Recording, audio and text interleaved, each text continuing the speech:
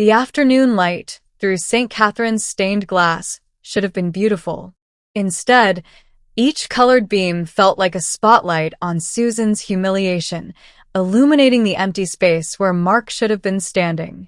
Her hand clutched a folded square of paper, not a love note, but a coward's confession delivered by his sheepish best man 15 minutes ago. "Susan, maybe we should." Her maid of honor, Claire, began. "Just wait," Susan whispered, though her voice shook. The silk of her wedding gown suddenly felt suffocating, too tight across her ribs, too elaborate for a woman who was about to become the cathedral's most pitted spectacle. The murmurs behind her grew louder. She didn't need to turn around to know that 120 guests were checking their phones, exchanging knowing glances, already crafting the story they'd tell at dinner parties. Poor Susan. Always the practical one. Guess even that wasn't enough to keep him. She forced herself to unfold Mark's note again, though she'd memorized every word. "I can't do this. I can't marry you. There are things about me you don't understand, things I can't explain. I'm one of them, Susan. The stories your grandmother told you weren't stories. I thought I could live in your world, but I can't bring you into mine. You deserve someone human, someone safe." The cathedral's ancient doors exploded open. Not creaked, not swung. Exploded, the boom echoing off vaulted ceilings like thunder, like a declaration of war. The white wolf entered first. Massive, shoulder height reaching a grown man's chest, its fur gleaming like fresh snow. But it was the eyes that stole the breath from the room. Electric blue, glowing with an intelligence that was absolutely, terrifyingly human. Behind the creature walked a man who made the word dangerous seem inadequate.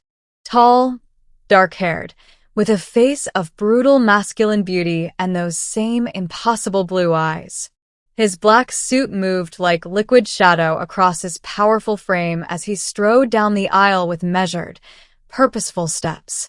The wolf padded forward, guests scattering from its path, and circled Susan once before sitting beside her with a possessive rumble that vibrated through the floor.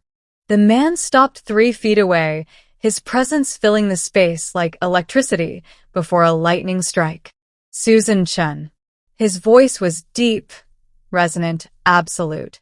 Not a question. A statement of ownership. "Who are you?" Her voice came out as barely a whisper. "I am Ronan Silvercrest, Alpha King of the Lunar Court." He studied her like a puzzle he'd finally solved. "And you, little bride, are mine. The coward who left you is never worthy. But his weakness is my gain. The mate bond has been in place since you were born. I've been searching for you for 300 years. The white wolf released a low, satisfied growl. "The groom refused you at this altar," Ronan said, his voice carrying through the shocked silence. He extended one hand toward her, an offer, a command, a promise. So the alpha wolf steps forward.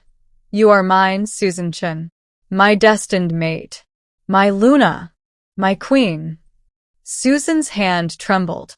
Mark's note fluttered to the ground. She looked into Ronan's ancient eyes and placed her hand in his. His fingers closed around hers like a brand.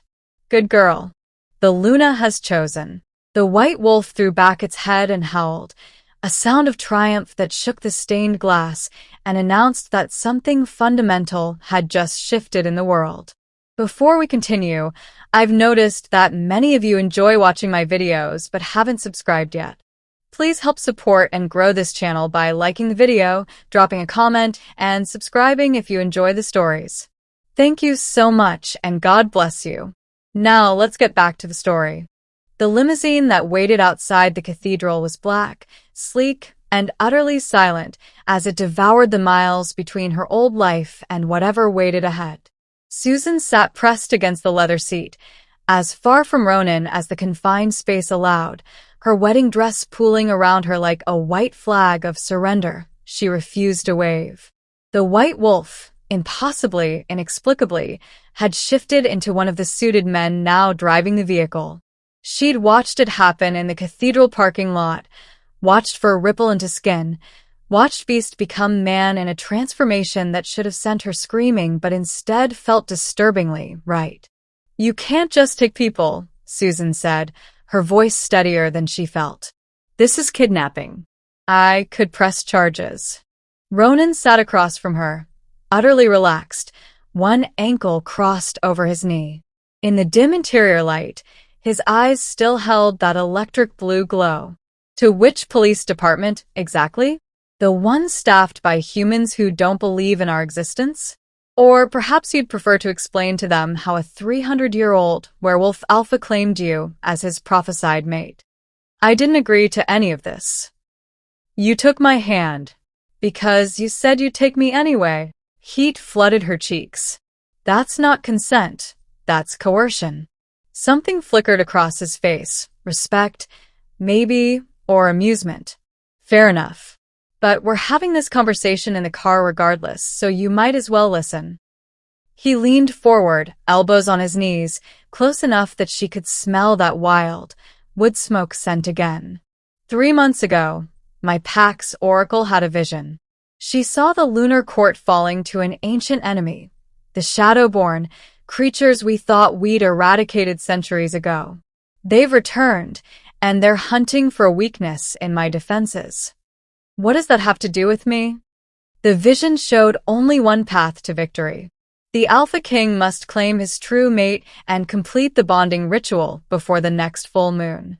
Without it, my power, the Pack's power, fractures. We become vulnerable. 1,200 wolves under my protection die. Susan's throat tightened. You can't put that on me. I don't even know you. But you feel it, don't you? His voice dropped lower, intimate. The pull. The recognition. Like something in your chest is reaching toward me, even as your mind screams to run. She wanted to deny it.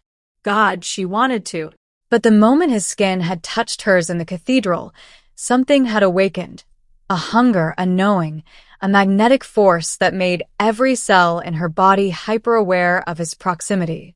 That's the mate bond, Ronan continued, watching her with an intensity that made her skin prickle. It's not something I created or you imagined. It's ancient magic, written into our souls before we were born. You were made for me, Susan, and I for you. The limousine turned off the highway onto a private road that wound up into forested mountains. Through the tinted windows, Susan glimpsed high stone walls, iron gates that opened at their approach. "Welcome to the lunar court," Ronan said as they passed through into a hidden valley where buildings of glass and stone rose between towering pines, where wolves, dozens of them, lifted their heads to watch their alpha return. "Your new home." "This isn't my home," Susan whispered, but the words felt hollow even to her own ears. Because standing at the main entrance, backlit by warm interior light, she could see them, the pack, gathered to meet their new Luna. And despite everything, the fear, the anger, the sheer impossibility of it all, something deep in her chest whispered with terrible certainty, "Yes, this is exactly where you belong." Ronan's suite occupied the entire top floor of the main lodge, a sprawling space of floor-to-ceiling windows, dark wood, and leather that screamed masculine dominance. Susan stood in the center of it, still in her wedding dress, and felt the weight of expectations pressing down like a physical force. "The bedroom is through there," Ronan said, gesturing to double doors on the far wall. "My things are already moved to one side to make room for yours. The closet has been stocked with clothing in your size." "How convenient." Susan's voice stripped ice. "Tell me, do all your kidnapping victims get such thoughtful accommodations?" His jaw tightened. "You're not a victim. You're my mate. I'm a woman who was dragged from her failed wedding to a compound full of werewolves I didn't know existed yesterday." She planted her feet, lifted her chin. "And I'm not sleeping in your bed." The statement hung in the air like a grenade. Through the windows, Susan could see wolves gathering in the courtyard below, their eyes glowing in the darkness, watching, waiting to see if their alpha's mate would submit. Susan. Ronan's voice held a warning. The pack needs to see us united. The bonding ritual requires. I don't care what it requires. She cut him off, her heart hammering but her voice steady. You want me to save your pack? Fine. I'll consider it.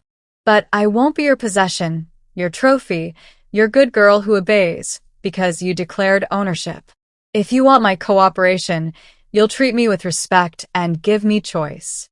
Something dangerous flickered in his eyes, the wolf rising to meet her challenge. For a moment, Susan thought she'd pushed too far. Then, incredibly, Ronan smiled. Not the predatory curve from the cathedral, but something genuine, almost admiring. You have steel in you. Good. I'd be disappointed with a mate who cowered. Then prove I'm more than a vessel for your prophecy. Susan gestured around the suite. I want my own space. Separate quarters. I'll attend pack functions, I'll learn about your world, but I won't share your bed until, if I choose to. The pack will see it as rejection, as weakness. Then explain to them that their Luna isn't a doormat. She held his gaze, refusing to look away first. You said I was made for you, that we're equals. Prove it. The silence stretched. Outside, she could feel the pack's collective attention, their shock rippling through the compound like wildfire. No one challenged the Alpha King. No one dared. Ronan moved closer, close enough that the mate bond flared hot between them, urging her to touch him, to give in. She clenched her fists, fighting the pull. There's a guest suite on the floor below, he said finally. It's yours. Fully private, your own entrance if you want it. Relief and something like disappointment warred in her chest. Thank you. But understand this, Susan. He reached out, not touching her but close enough that she felt the heat of his hand near her face. I'm giving you space because you asked for it, because I want your trust, not your fear. But that bond between us? It's going to burn brighter every day we fight it. Eventually you'll come to me. Not because I forced you, but because denying it will hurt more than surrendering. His certainty should have infuriated her. Instead, it terrified her because deep down, she suspected he was right. We'll see, Susan whispered. Below them, the pack watched their Luna walk away from the Alpha suite, her head high, her choice made. And in the shadows, something ancient and hungry watched them all. Susan woke to shouting. Not the angry kind, but the disciplined bark of commands being issued in the courtyard below her window. She pulled on the robe someone had left folded at the foot of her bed, silk, emerald green, far too luxurious for a captive, and padded to the glass. Dawn painted the compound in shades of gold and amber. Below, Ronan stood in the center of a training circle, facing off against 3 wolves in human form. They moved like liquid violence, attacking in coordinated strikes that would have felled any normal man. Ronan wasn't normal. He moved with a grace that seemed impossible for someone his size, each block and counterstrike precise, controlled, devastating. But it was the way he fought that caught Susan's attention. Not with rage, but with patience. Teaching. When one wolf overextended, Ronan corrected his stance mid-combat. When another left an opening, he demonstrated the vulnerability rather than exploiting it. The Alpha trains them every morning, a voice said behind her. Susan spun to find a woman leaning against her doorframe, petite, dark-haired, with intelligent eyes that assessed Susan without hostility. I'm Dr. Maya Winters. The pack physician. Ronan sent me to check on you, but I knocked 3 times and you didn't answer, so. She shrugged apologetically. Werewolf hearing. I could tell you were awake.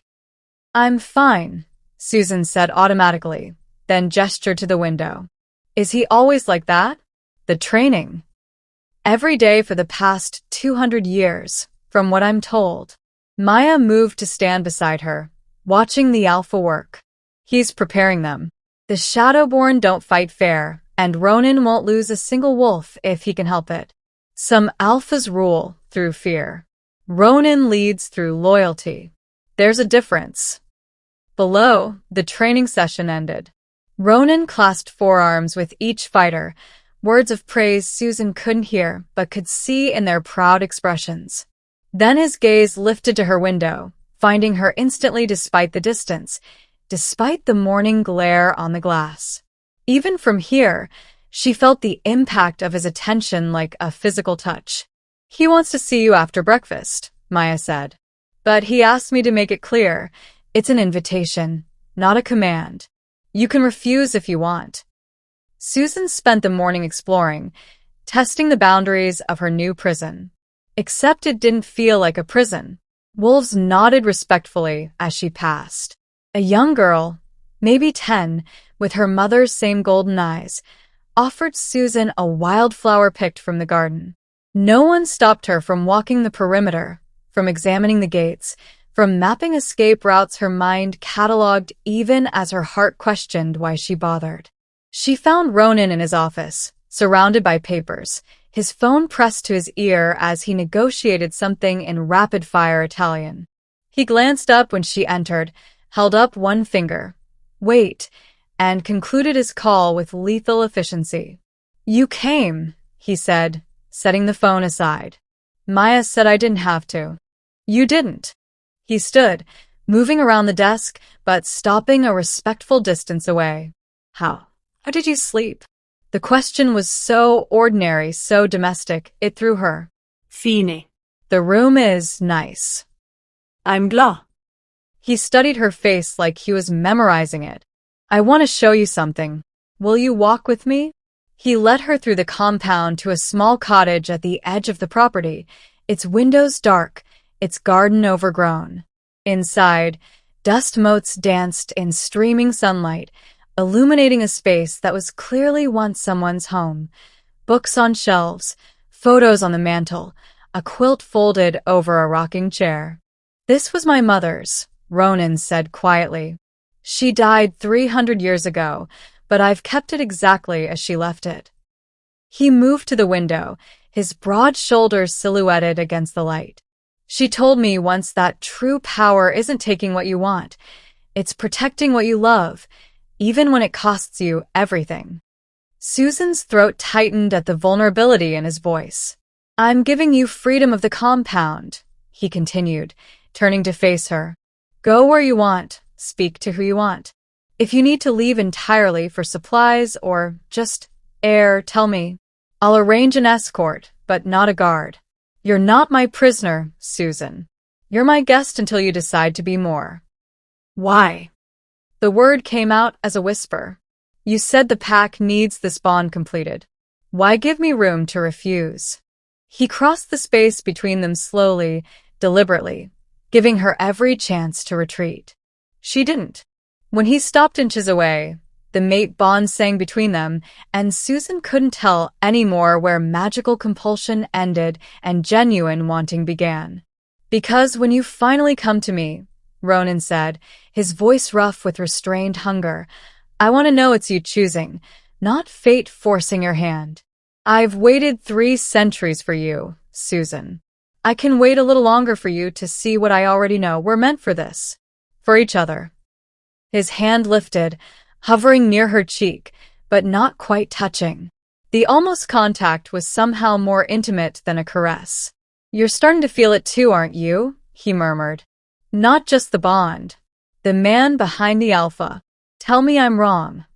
Susan's breath caught. She should lie. Should maintain her walls. Should remember that 3 days ago she'd been planning to marry someone else. But standing in his mother's cottage, seeing the way he looked at her, like she was something precious, something chosen rather than claimed, the truth slipped out before she could stop it. "You're not wrong," she whispered. "And that terrifies me." His smile was soft, triumphant, and devastating all at once. "Good. Fear means you're paying attention. Now come, there's someone I want you to meet. The oracle who saw you in her vision. She's been waiting to tell you the rest of the prophecy. The part one haven't shared yet." Susan's stomach dropped. What part? The part about what happens if we fail. The oracle lived in a stone tower at the compound's northern edge, surrounded by herbs that grew in defiance of the season. She was ancient, truly ancient, her silver hair falling to her waist, her milky eyes seeing things that hadn't yet happened. Susan felt exposed under that blind gaze, as though every secret thought was laid bare. The Luna comes, the oracle rasped, her gnarled hand reaching for Susan's. Too late, almost. The Shadowborn gather in the dark places. They know you're here now. They'll come for you before the bond can fully form. What are the Shadowborn? Susan asked, her fingers cold in the old woman's grip. The first mistake, Ronan answered from behind her, his voice grim. Wolves who tried to merge with dark magic, who wanted power beyond what nature intended. They became something else. Neither wolf nor spirit, but corruption itself. We thought we'd destroyed them all 5 centuries ago. Thought wrong, the oracle hissed. They've been waiting, breeding in shadow, planning their revenge. And now they know the Alpha King has found his weakness. I'm not his weakness, Susan protested. No, child. You're his strength. That's why they'll try to kill you first. The words were still hanging in the air when the alarms began to shriek. Ronan moved instantly, his hand closing around Susan's wrist. Stay with me. Don't leave my sight. He was already pulling her toward the door as wolves began streaming from buildings, shifting mid-run into their beast forms, a coordinated defense that spoke of countless drills. The compound's western wall exploded inward. They came through the breach like living nightmares, wolves, but wrong. Their fur was matted black, their eyes empty voids that leaked shadow like smoke. The stench hit Susan's nose. Rot, death, corruption. Her stomach heaved. Get her to the safe room, Maya shouted, appearing at their side with a rifle that looked like it fired something far deadlier than bullets. No. Ronan's voice carried absolute authority. She stays with me. If we separate, they'll hunt her specifically. His eyes found Susan's, burning with intensity. Trust me. Can you do that? She had seconds to decide. Below in the courtyard, his pack was already engaging the enemy, and the Shadowborn were fast, their movements unnatural, their attacks coordinated by some hive intelligence that let them anticipate every defense. Susan nodded. Ronan shifted. She'd seen the white wolf in the cathedral, but this was different. This was him, massive, powerful, his alpha form standing 7 feet at the shoulder, his eyes that impossible blue even in beast shape. He lowered himself, and understanding flashed through Susan. He wanted her to climb on. You're insane, she breathed, but she did it anyway, fisting her hands in his thick fur as he surged forward. The battle was chaos. Ronan moved through it like a force of nature, his jaws snapping, his claws rending, protecting Susan on his back, while coordinating his pack through growls and howls she somehow understood. Left flank, reinforce. Maya, the rifle. Cade, get the civilians to the bunker. A Shadowborn broke through the line, lunging directly for Susan. Ronan intercepted mid-leap, the 2 wolves colliding with a sound like thunder. They rolled, a blur of white and corrupted black, snapping and tearing. Susan clung to his fur, her heart in her throat as she watched him fight, not just for his pack, but for her. The Shadowborn's jaws closed around Ronan's shoulder. He howled in pain, and Susan felt it like a knife to her own chest, the mate bond flaring, making his agony hers. Without thinking, she screamed, and something inside her opened. Light exploded from her hands, pure and white and searing. It hit the Shadowborn square in the chest, and the creature shrieked, its corrupted form dissolving into ash. The remaining attackers fled. Ronan shifted back to human, blood streaming from the wound in his shoulder, his chest heaving. He stared at Susan with something like awe. How did you? I don't know. Susan's hands were shaking, still glowing faintly. I felt you hurting and I couldn't. The bond, Maya said, rushing over with medical supplies. It's activating her latent abilities. Susan, were you adopted? Do you know your birth parents? Susan shook her head numbly. You're not fully human. The oracle's voice drifted from the tower above, carried on wind that shouldn't exist. The prophecy was specific. The Alpha King's mate would be a bridge between worlds. Half human, half other. Your power is waking, child. And the Shadowborn now know you're far more dangerous than they anticipated. Ronan stood despite his injury, pulled Susan against his chest. She could feel his heart hammering, could smell blood and smoke and that wild, wood smoke scent that was purely him. They'll come again, he said into her hair. Stronger next time. Susan, I need to know, will you let me protect you? Will you trust me to keep you safe? She pulled back to look at him, at the blood staining his skin from the wound he'd taken defending her, at the fierce protective fire in his eyes. Yes, Susan whispered. I trust you. And somewhere in the forest beyond the compound, in the spaces between shadows, ancient things heard her words and began to plan. The infirmary overflowed with wounded. Maya moved between beds with the efficiency of someone who'd patched up warriors for decades, but even she couldn't be everywhere at once. Susan found herself drafted into service, her squeamishness forgotten in the face of necessity. Pressure here, Maya instructed, guiding Susan's hands to a gash on a young wolf's side. Don't let up until the bleeding stops. His healing will kick in, but it needs time. The wolf, barely 20, with frightened amber eyes, gripped Susan's wrist. Luna, he whispered. Thank you. She worked through the night, learning quickly that werewolf physiology was similar enough to human that her basic first aid knowledge translated. But it was the emotional wounds that struck her hardest. These weren't just soldiers, they were families. Fathers worried about daughters. Mates clung to each other. Children waited anxiously for parents to wake. You're good at this, Maya said during a brief lull, handing Susan coffee that had gone cold hours ago. The pack is noticing. I'm just doing what anyone would do. No. You're doing what a Luna does, caring for the pack as your own. Maya's expression softened. Ronan's in his office if you want to check on him. He won't admit it, but that shoulder's bothering him more than he's letting on.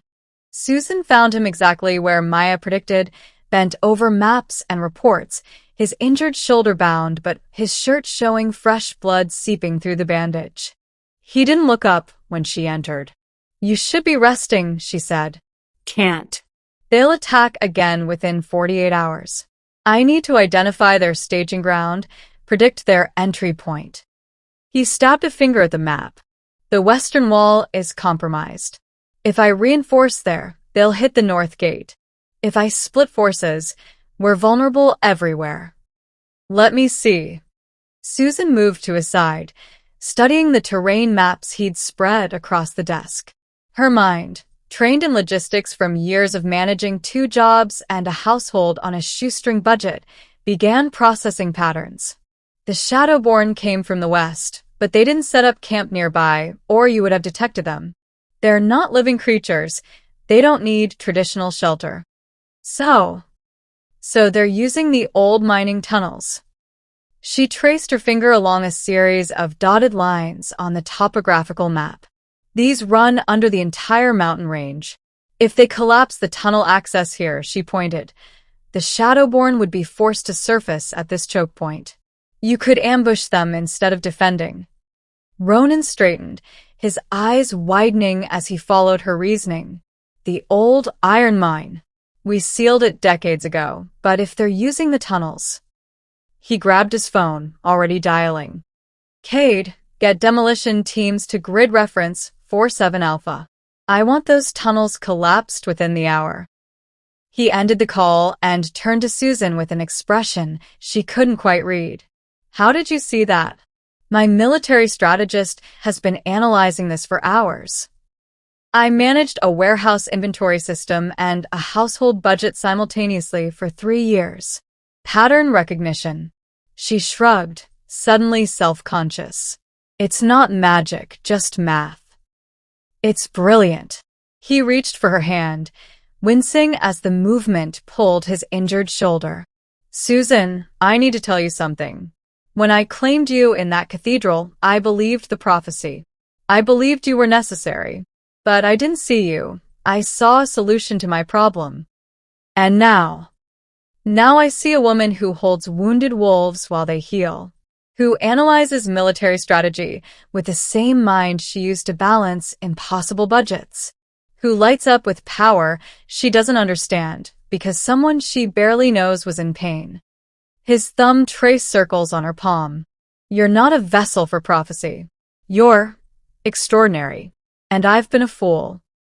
The mate bond hummed between them, warm and insistent, but this felt like something beyond magic. This felt earned. Your shoulder needs proper stitches, Susan said softly. Let me help. She guided him to sit, gathered Maya's supplies, and set to work.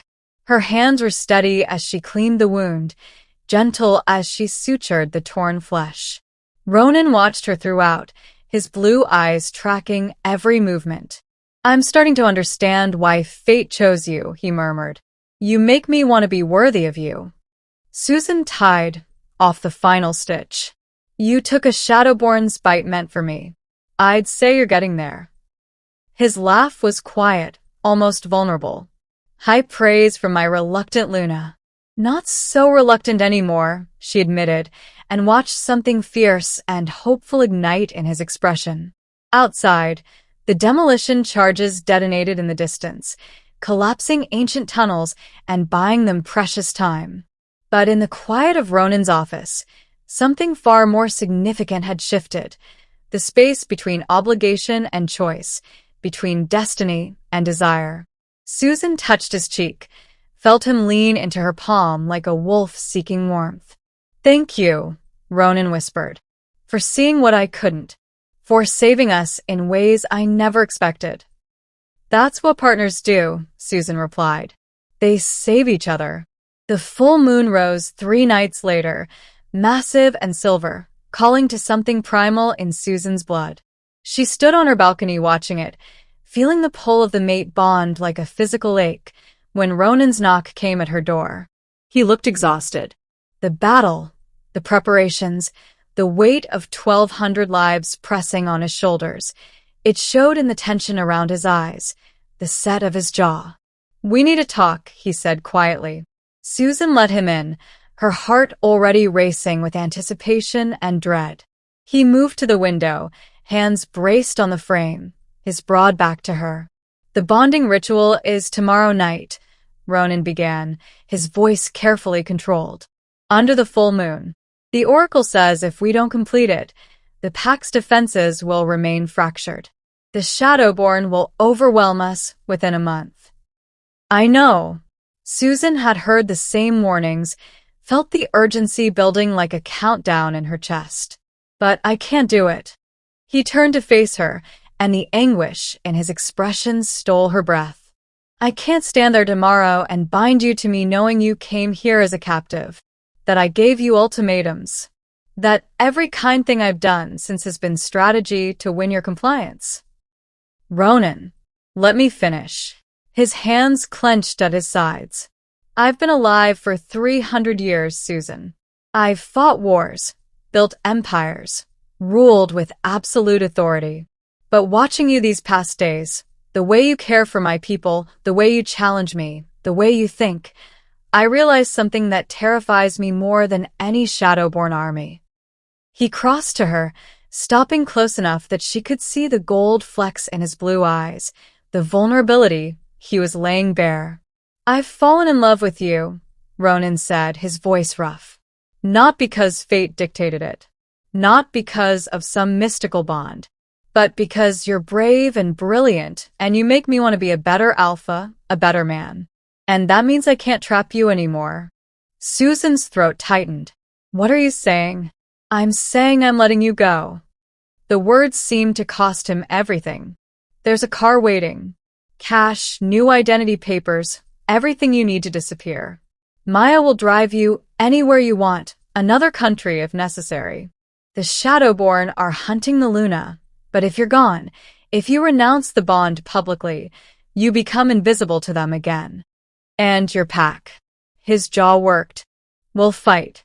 We'll probably lose. But I won't buy our survival with your freedom.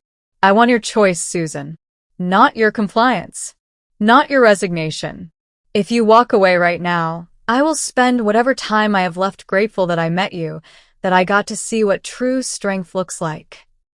The full moon spilled silver light between them, illuminating the terrible sincerity in his face. He meant it. He was really offering her freedom, even knowing what it would cost. You love me, Susan whispered, desperately. Completely. Which is why I have to let you choose. She thought of Mark's note, his fear, his abandonment. She thought of the white wolf in the cathedral, the prophesied destiny she'd never asked for. She thought of the past weeks, the wounded wolves she'd tended, the strategies she'd helped craft, the way Ronan looked at her like she hung the moon. I need you to understand something, Susan said, stepping closer until no space remained between them.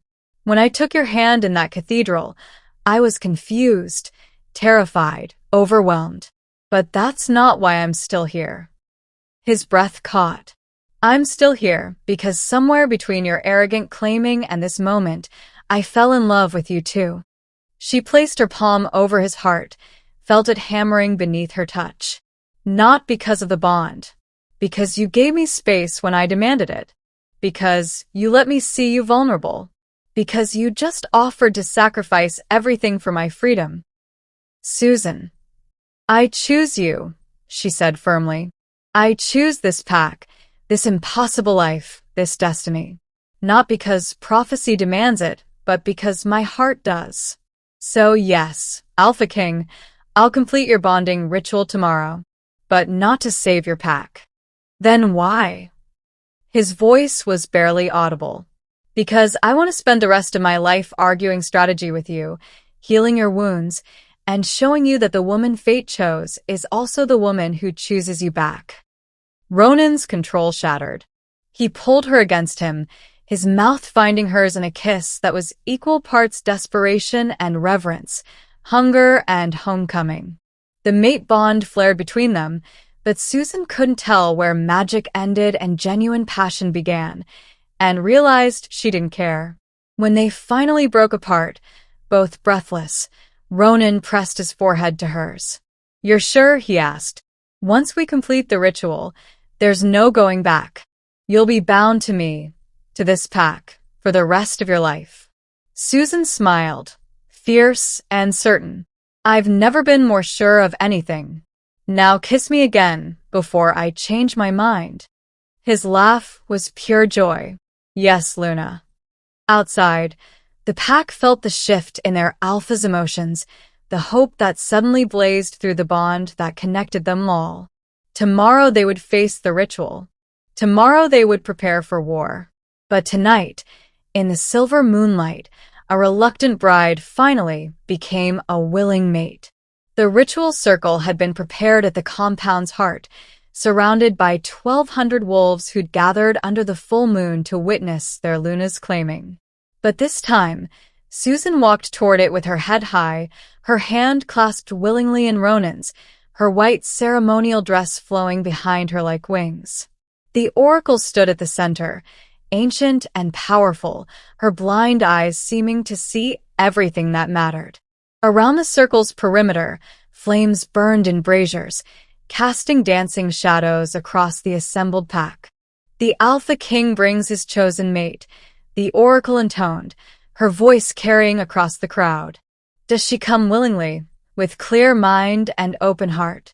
I do, Susan said, her voice steady and strong. No hesitation. No doubt. A ripple of approval moved through the pack, wolves shifting their weight, tails swaying, eyes gleaming with respect. This wasn't a captive being claimed. This was a Luna stepping into her power. Ronan faced her, his hands gentle as they framed her face. In the moonlight, his eyes burned that impossible blue, but she saw the man beneath the alpha, the vulnerability he showed only to her. Susan Chun, he said, his voice rough with emotion. I claim you not because prophecy demands it, but because my soul recognizes its home in yours. I vow to protect you, honor you, and stand beside you as your equal.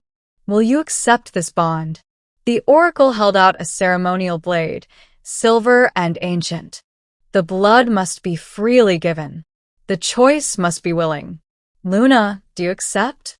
Susan took the blade, felt its weight, its significance. This was the moment, the point of no return.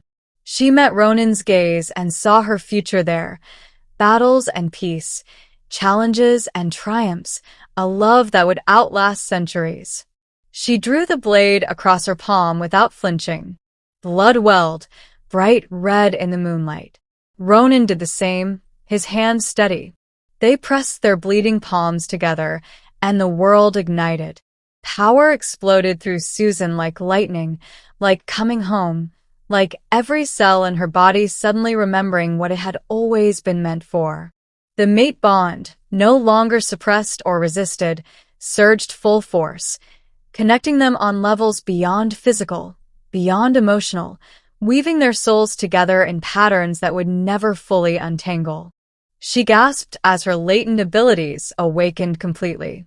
Light burst from her skin, pure and white and fierce, illuminating the entire compound. Around them, the pack threw back their heads and howled, a sound of celebration, of recognition, of welcome.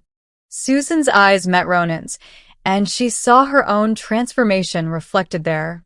She wasn't the abandoned bride anymore, wasn't the reluctant captive. She was Luna, powerful, chosen, beloved. I accept, she said, her voice carrying across the compound with an authority she'd never known she possessed. I accept this bond, this pact, this destiny. Not because I have to, but because I choose it.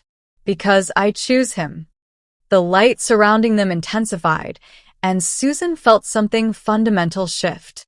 The pack bond, that invisible thread connecting all wolves to their alpha, suddenly included her. She could feel them. Maya's fierce loyalty, Cade's protective strength, the young wolf she'd saved in the infirmary. 1,200 hearts beating as one, and hers now among them. Ronan pulled her close, his forehead resting against hers. Through the bond, she felt his love, his awe, his absolute devotion. My Luna, he whispered. My mate. My queen. My alpha, Susan replied. My partner. My home. When he kissed her, the pack's howls reached a crescendo, celebrating not just the completion of prophecy, but the joining of two souls who had chosen each other against all odds. The oracle's laugh carried on the wind. The bridge between worlds is complete. The Luna's power will shield this pack. The Shadowborn will find no weakness here, only strength forged from choice, not compulsion. Susan turned to face the pack, still wrapped in Ronan's arms, and felt their acceptance wash over her like a wave. She raised her glowing hand, and they responded. 1,000 voices, one purpose. Let the Shadowborn come, Susan declared, her voice carrying the weight of her newfound power.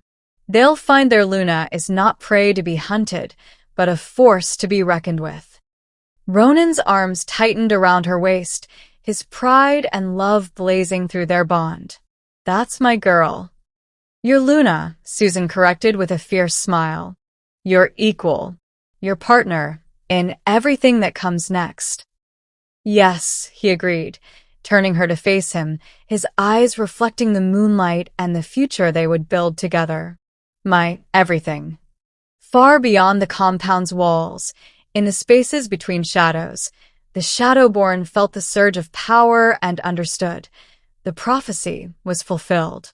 The Luna had transformed from victim to warrior, from bride to queen. And in the morning, when they came again, They would learn what it meant to face an alpha king and his willingly bonded mate, two souls merged into an unbreakable force. But tonight, under the full moon's silver blessing, Susan stood beside Ronan and felt complete. Not because fate had dictated it, but because her heart had chosen it. She had walked through fire and humiliation, through fear and doubt, and emerged as something more powerful than she'd ever imagined. She was Luna. She was home. She was finally, beautifully, terrifyingly free. If you enjoy this story, don't forget to like the video, subscribe, and drop a comment. Your support means everything.